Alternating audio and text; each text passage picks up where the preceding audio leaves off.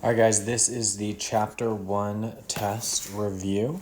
Okay, we're going to go through each of these questions, put the answers over there on the right. Just so you guys know, if you guys want to jump to any part of this video, as the answers get filled in over here on the right, you can just find where you want to put your, as they fill in, you can find like the question before, see when that one's answered, and then that'll be your questions up next. All right, let's go. So for number 1, it says find the length of xy. Explain how you found your answer. Well, xy is the length from here, from x to y. So you use the segment addition postulate, okay? Your explanation can just be a formula. It's going to be xz plus zy equals xy, okay? And we know that xz is 6, so we plug in 6 plus zy is just 12, and this equals xy, okay?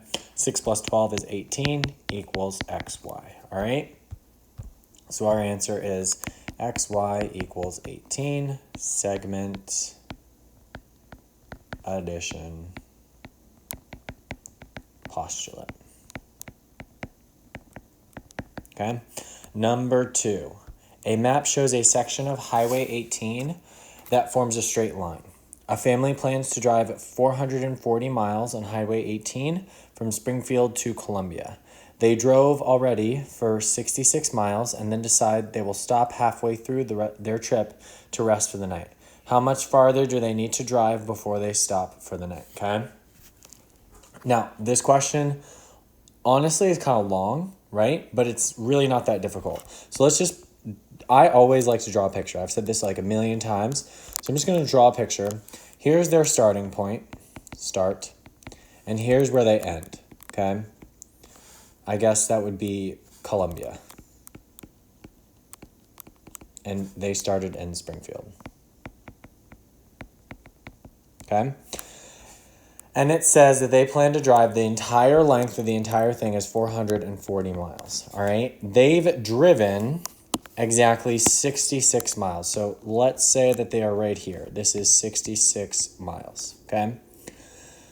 And then they decide they're going to stop halfway through their trip to rest for the night. So halfway of 440, this section would be 220 miles, okay?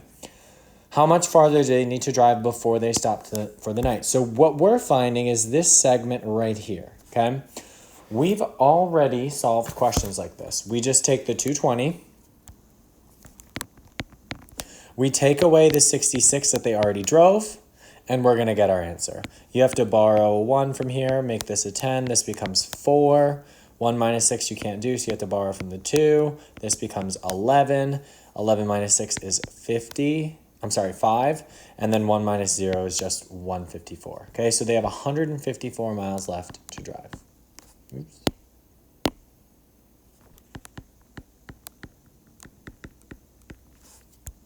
All right, number 3. Point M is between points L and N on Ln, okay? Ln equals 6x, Lm equals 4x plus 8, and Mn equals 27. Use the information to solve for x and then find Ln, okay? I like this question because in the past, usually, okay, I've given you Lm and Mn in terms of x. And all you guys have done is like add the two terms with x in them, and they should add up and equal the last term, okay? This one's a little bit different because Lm is in terms of x, but Mn is not, and our total length of Ln is in terms of x, okay? So it's the same procedure, but you really have to understand this question conceptually in order to get it right, okay? So by the segment addition postulate, Lm, which is this length right here, plus Mn should be equal to the length of the whole thing. Oops, don't cross that out. Which is 6x. Or, I'm sorry, Ln. And then we just plug in, guys, okay? So Lm is 4x plus 8. I always plug in with parentheses. I also recommend it for you. Mn is 27. And then ln is just 6x, okay? Now we've got a standard algebra equation. I'm going to pull it over to the left, and we're going to solve it, okay? So we have 4x plus 8 plus 27 equals 6x. How do we go about solving this? Well, first things first, we can combine the 8 and the 27 right here because they are like terms. We're going to get 4x plus 35 equals 6x. From here, you're just going to subtract 4x from both sides. We're going to get 35 equals 2x. Divide by 2, divide by 2. These are going to cancel, and you're going to get x equals 35 divided by 2, which is, I believe, 17 and a half.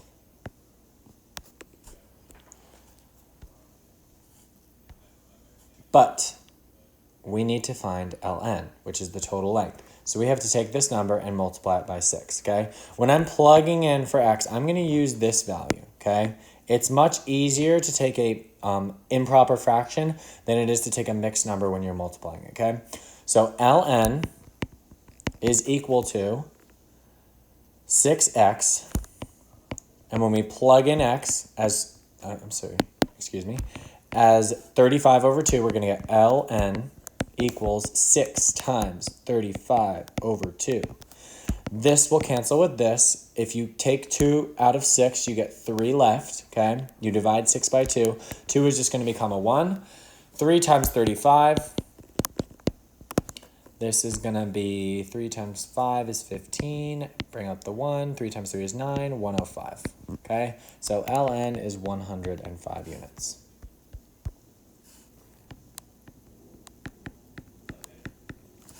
All right, perfect. So we did 1, 2, and 3. Let's do number 4, 5, 6, and 7. Okay, these are all related to our diagram. Give another name for line S. Okay, line S is this bad boy right here in blue. Okay, it's a line. Okay, so we need to make sure when we're naming it, we keep it as a line. Okay, you could have used line UR. Make sure that you include the arrowheads on top, or you could have labeled it as line UR, okay? Either way is fine. You could have said that it is line, oops, I'm just gonna write it in the easier notation. You could have said that it is line RX, okay? You could have said that it is line XU or UX. And guys, the order of any of these does not matter. As long as you have X, R, or U together in your answer, you are going to be golden, okay? Do not put 3 points to label an angle, okay? Just put 2. 3 points is only for a plane. If you're ever identifying a line, it's always going to be 2 points, okay? All right, so we identified that it could be any of those answers. For number 4, I'm just going to put UR as my answer, okay? All right, number 5. Name 3 points that are coplanar. Okay, I'm going to erase as we go so we can start a fresh diagram each time. All right, so name 3 points that are coplanar. Guys, you just need to name any of the 3 points that lie in the plane K. So if it's in the shaded region, we're going to label it. For example, you could have put T, Y, P. All those points lie in the plane. You could have put Q instead. You could have put R. Okay. The only 2 points that do not lie in the plane are this X and this U. Okay. Now, it should be pretty obvious that this line, XR or line S, is not on the plane because of this dotted portion down here. That indicates that some portion of our line goes behind the plane where we cannot see it, okay? It's basically invisible to us if the plane was not transparent, all right? So for that, you cannot use X and you cannot use U, but any other 3 points in this plane are fine, okay? I'm gonna use T, Y, and P, okay? I'm gonna label them T, Y, and P. Now, when you're labeling points, remember, just label it as the point, the capital letter, okay? Or you can put point T, point Y, and point P, okay? But you do not label it any other way. Notation is going to be huge on your test. Number 6, name 3 points that are collinear, okay? There's 2 possibilities here, guys.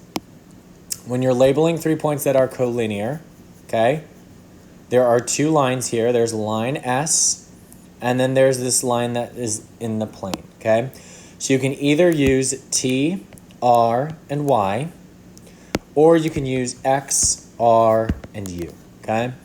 Either way, you're going to get the right answer. I'm going to use X, R, and U, okay? And number 7, give another name for plane K, okay? Remember, when we are identifying a plane, you can identify in 2 ways. You can label it by its plane name, which in this case is K. It's just the letter that is not associated with a point. You'll notice it over here, okay, over in the corner. Or you can identify it with 3 points that are not collinear.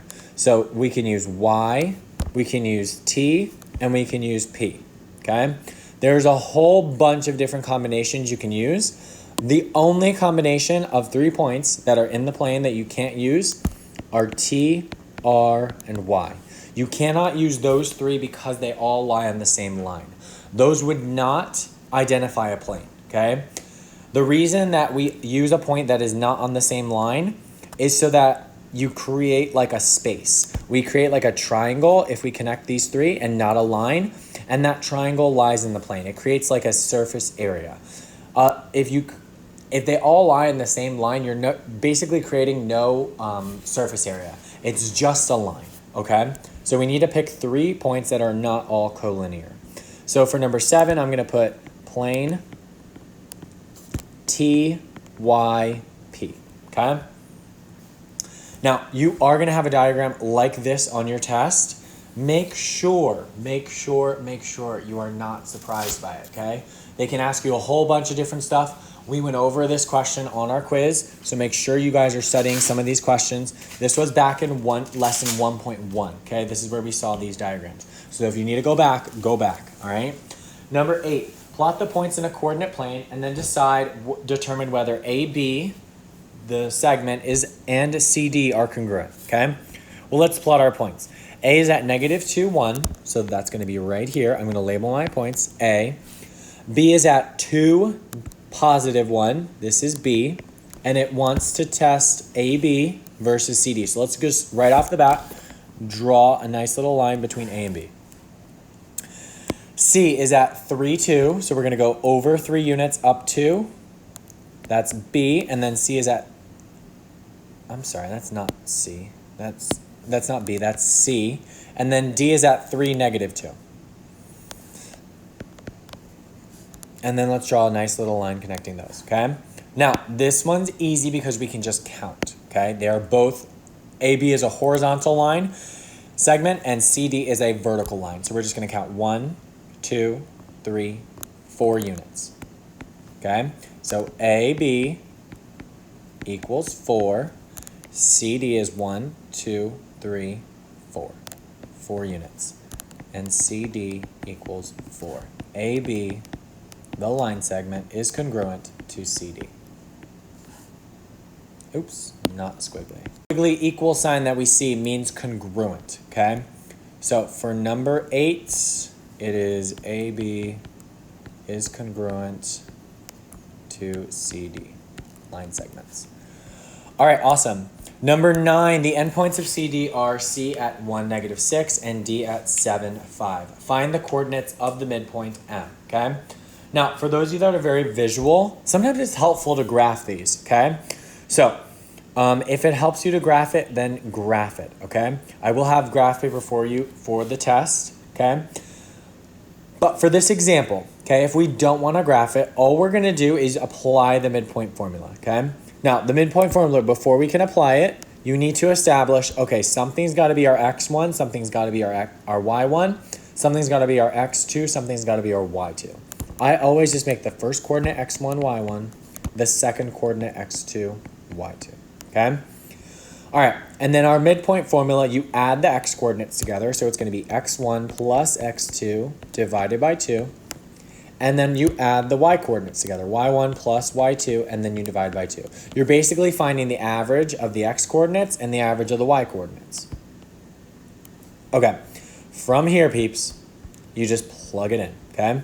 So 1, our midpoint is 1 plus x2, which is 7. And we're dividing by 2. Y1 is negative 6. Y2 is 5. And then dividing by 2. And then midpoint, 1 plus 7 is 8 over 2. Negative 6 plus 5 is negative 1 over 2. Okay? And now we've got midpoint is 4, comma, negative 1/2. That's it, people. You don't need to plot it. You don't need to do anything. You just needed to find the midpoint. So midpoint at 4, negative 1 over 2. Okay? All right, so we found the midpoint. Number 10, the midpoint of our S is 1, 2, and one endpoint is negative 6, 6. Find the coordinates of endpoint S, okay? Now, this is still going to use the midpoint formula, but we don't know what x2 and y2 are. We only know one of our endpoints. So label this one x1, y1, and we're still going to use the midpoint formula. So the midpoint formula says it's x1 plus x2 over 2, and then y1 plus y2 over 2, okay? From here, we're going to say that the midpoint, we're going to plug in x1. x1 is negative 6 plus x2 divided by 2, and y1 is 6 plus y2 over 2, okay?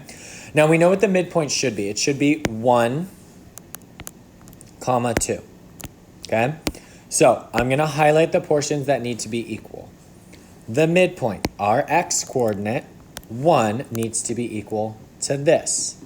That's how we're going to solve for x2. And our y coordinate, 2, needs to be equal to our y coordinate over here. Okay, that's how we're going to solve for y2. So we just set these equal to each other, guys. So we're going to get negative 6 plus x2 over 2 equals 1. And then the blue portion is 6 plus y2 over 2 equals 2. And this is a simple algebraic problem now where we're going to solve for x2 and we're going to solve for y2, okay? First off, guys, when you're doing these problems, always just multiply both sides by 2 and you get rid of that nasty denominator, okay? So these 2's are going to go away. We're going to have negative 6 plus x2 equals 2 times 1 is just 2. We're going to add 6 to both sides. And we got x2 equals 8. Beautiful. Okay? So we found our x coordinate. So the endpoint S is going to have x coordinate at 8. Now let's figure out its y coordinate. Okay? So for the y coordinate, again, guys, just multiply both sides by 2. These 2's will cancel. And we've got 6 plus y2 equals 2 times 2, which is 4. You're going to subtract 6 now from both sides. These will cancel. You'll get y2 equals negative 2. And that's it, okay? So our x coordinate, our x2 was 8. Our y coordinate is negative 2. And that's our answer. So it's 8 comma negative 2. Okay, we completed the first page, 1 through 10, okay? And we're going to move on. Okay? Remember, that's number 11. Find the perimeter and area of the figure shown, okay? So remember, perimeter means that we need to find the distance of each side length. So we're going to take perimeter equals, it's going to be AD, which is this side, plus CD, DC, plus CB, plus AB. So we're going to add all of those together. AD plus DC plus CB plus BA. Now let's just count to figure out what their lengths are. Okay, so we're just going to count to figure out their lengths. All right, but keep in mind, guys, take a look at the units that they're using. Each box is not 1 unit. Each box is plus 2 units, okay? 2 units, okay? So each time that we move over 1 box, it's going to be 2 units. So this is actually 2, 4, 6, 8, 10. So it's 10 units wide and 2, 4, 6 units tall. This is going to be 10, and this is going to be 6, okay? So when we add these all together, we get P equals 10 plus 6 plus 10 plus 6. This is 16 plus 16, which is 32 units. Okay, we're just going to fill in that P equals, our perimeter is 32 units. And our area, the area of a rectangle is base times height. All right, our base is 10, our height is 6. We just multiply those together.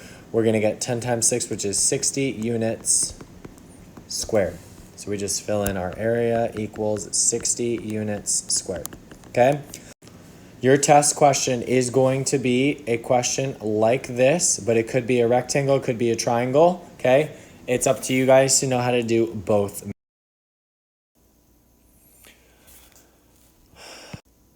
All right, so your segment bisector of XY, and then find XY. Your segment bisector can either be line L or point M because it divides XY into two pieces.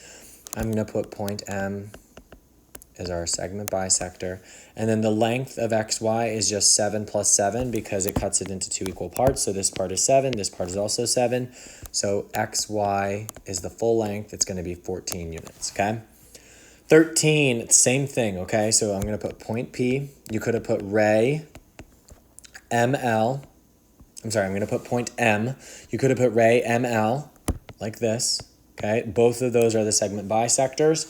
And then XM is 9, so MY must also be 9. So if we add those together, we get XY equals 18. Moving on, number 14, okay? BD bisects ABC. That means that BD, this ray right here, cuts ABC into two equal parts. So this portion is equal to this portion. Those are the two congruence marks. And we've got a bunch of scenarios down below. So number 14, if ABD was 57, find DBC. That means that ABD, which is this angle up here, if this was 57, this one would also have to be 57. So the measure of angle DBC is equal to 57 degrees. The measure of ABC is 57 plus 57, which is 114 degrees, okay? How did I get 57 plus 57? Well, ABC is the entire angle, the larger angle, and we just add the two parts that are inside. ABD is 70. DBC is also going to be 70. And then the measure of angle ABC is 140, okay? These are all different scenarios. And let's say that the entire angle was 110. What would the two parts be? That are the parts that are bisected or created from the bisector, those would have to be exactly half of 110. So the measure of angle ABD is 55 degrees, and the measure of angle DBC must also be 55 degrees, okay? 17 and 18, okay, guys, don't worry about 19 or 20, okay? Those were left in terms of X. So you could just set them equal to 180 or 90 and solve for the measure of the angle that you're looking for, and you'll leave it in terms of X. So you'll get like 182 minus 3x for the first one for 19 and 92 minus 3x for the second one for 20. Okay, B is a supplement of A. That means that the measure of angle A plus the measure of angle B should be 180 degrees. That's the definition of a supplement. And it tells us the measure of angle A is 65.2. How do we find the measure of angle B? Well, the 65.2 plus the measure of angle B is 180. So if we take away 65.2 from both sides, we will be solving for the measure of angle B, which is 114.8 degrees.